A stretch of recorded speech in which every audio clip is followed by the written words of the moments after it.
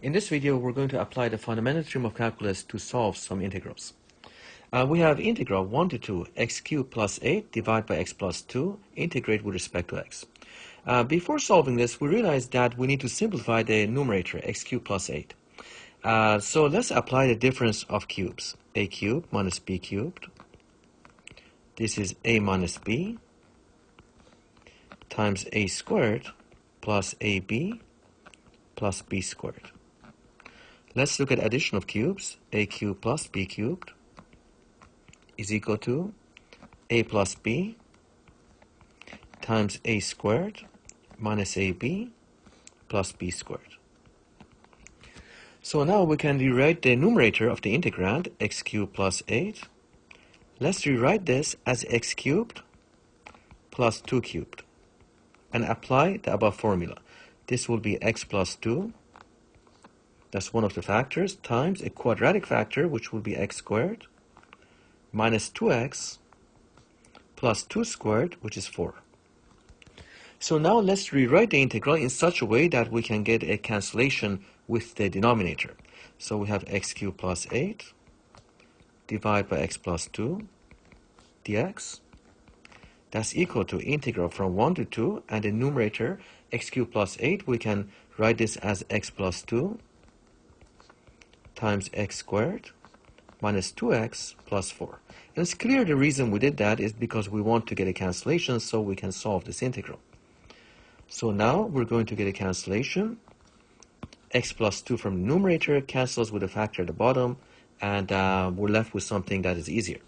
So integral from 1 to 2 x cubed plus 8 divided by x plus 2 dx is equal to integral from 1 to 2 x squared minus 2x plus 4, and we integrate this with respect to x. Okay, let's solve that. So we have integral from 1 to 2 x squared minus 2x plus 4. Let's apply the fundamental theorem of calculus.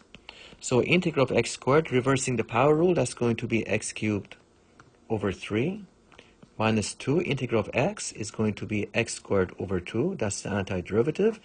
And the antiderivative of 4 is going to be 4x.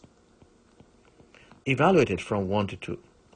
Plug the upper limit in, we get 2 cubed over 3 minus, these 2's cancel out, 2 squared plus 4 times 2 is 8 minus, plug 1 in, we get 1 cubed over 3 minus 1 squared is just 1 plus 4. Now let's simplify. 8 over 3 minus 4 plus 8 minus 1/3 plus 1 minus 4.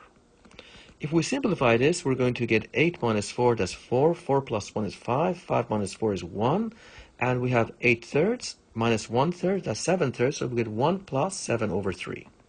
That's 3 over 3 plus 7 over 3, that's 10 over 3. That's the value of the definite integral. Now, before doing the next question, we need to know some trig identities. So let's list some of those. Sine squared theta plus cos squared theta is equal to 1. 1 plus tan squared theta is equal to secant squared theta. Sine 2 theta is equal to 2 sine theta cos theta. And the half angle identities, cos squared theta is 1/2 1 plus cos 2 theta. Sine squared theta 1/2, that's equal to 1/2 times 1 minus cos 2 theta. We're not going to need all of these. In fact, we only need this one here for the next question. 1 plus tan squared theta is equal to sec squared theta. Alright, so the question here is to evaluate integral from 0 to pi over 4 cos theta plus cos theta times tan squared theta, all divided by sec squared theta d theta. Alright, the first thing we'll do is we will factor out cos theta because that's common to every term. Cos theta here and cos theta here. So factor out cos theta times 1 plus tan squared theta. All divided by 6 squared theta, d theta. Now we know that 1 plus tan squared is equal to 6 squared, so we can get a cancellation of 1 plus tan squared in the numerator with secant squared theta in the denominator.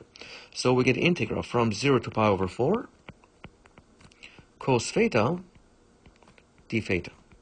What is the antiderivative of cos theta? What is the function whose derivative gives you cos theta? Well, that is sine theta, evaluated from 0 to pi over 4. That's equal to sine of pi over 4 minus sine of 0. Sine of pi over 4, let's look at the diagram here. Sine of pi over 4 is going to be opposite over hypotenuse. That's 1 over root 2. Sine of 0 is 0. So the integral is, the value of the integral is 1 over root 2. All right, thanks.